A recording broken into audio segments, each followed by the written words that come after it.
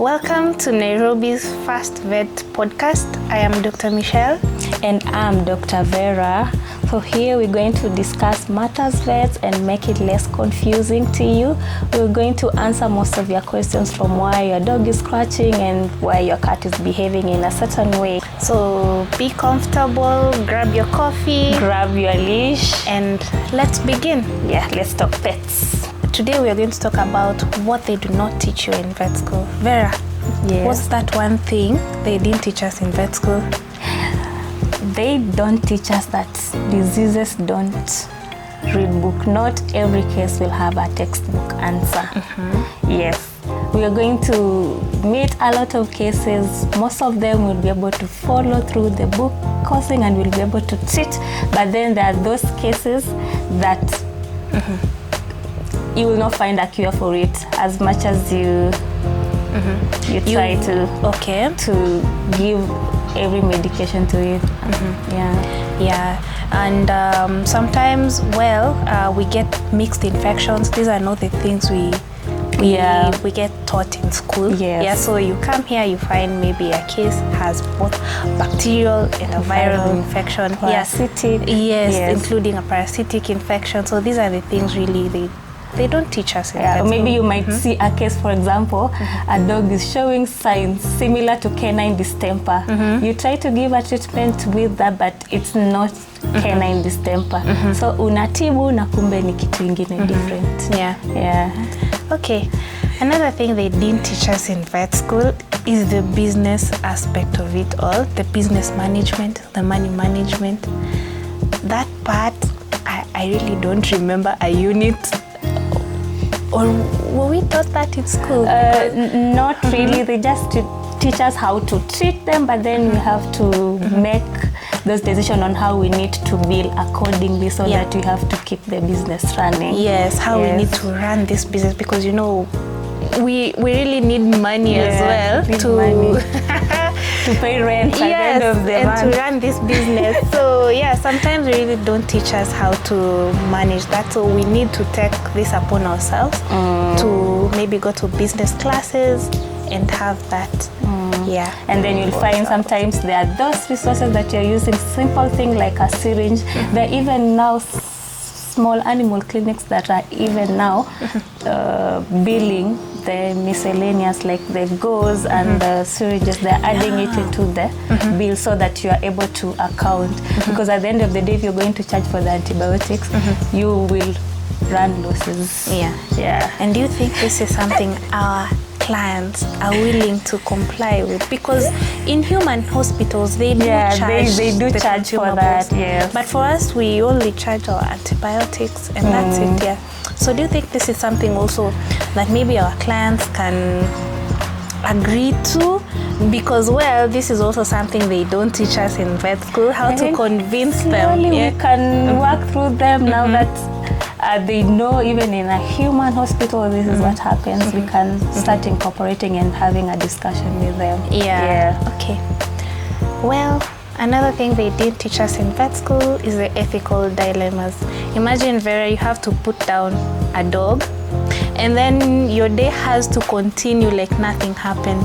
Putting down a dog in which sense? The owner was not able to pay, or is it because now? That compassion fatigue that comes with it.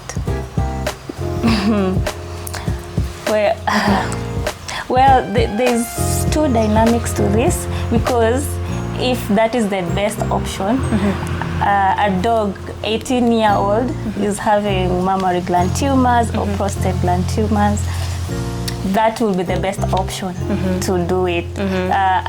In that situation, it will not weigh me down.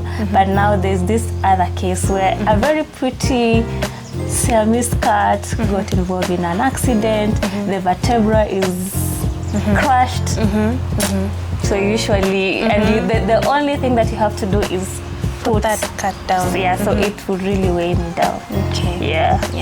And then also on the same ethical dilemmas, the part where we need to balance the business and animal welfare. Imagine a case where a dog comes in. Let's say a client brings in the dog. The dog has been hit by a car. but the happens a owner, lot. yeah, it happens a lot. Yes. But the owner haizi afford. You'll find I'm torn between should I go ahead and do this procedure, and now the client is not able to pay for it, to pay for this service. So and you also usually need at the money crossroads. to do yeah, Yes. because you need resources, Yeah, you need resources for to that. enable you to do that surgery. Yes. Yeah. Ooh, the ethical dilemmas.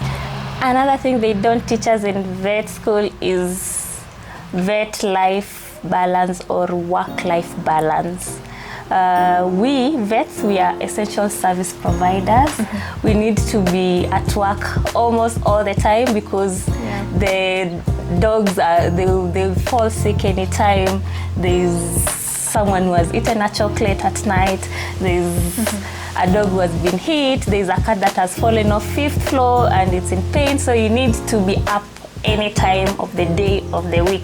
So you'll find sometimes you might not even have the time to attend functions, to even go to do your duties at home. So you're always on the run for the job. So Even there's not that vet work-life balance. Yes. Even just resting at night. Sometimes you can be up all night because of the emergencies. And you know, at Queen's Vet Clinic, we work 24/7 emergencies. Yeah.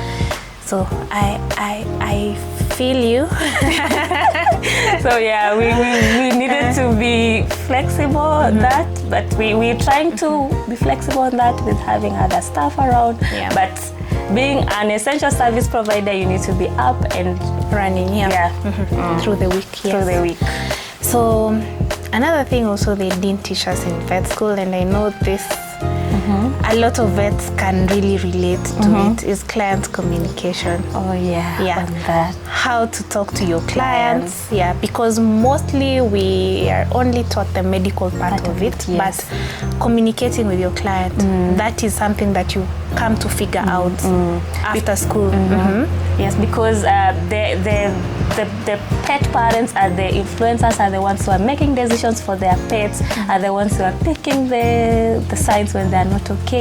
So you need to really have a discussion with them. They really need to know what is happening with their pet. You need to discuss about the cost implication, even now breaking the diagnosis and the prognosis. And some of the clients might not take it well, some of them take the information well. So usually a part that we really deal with the most.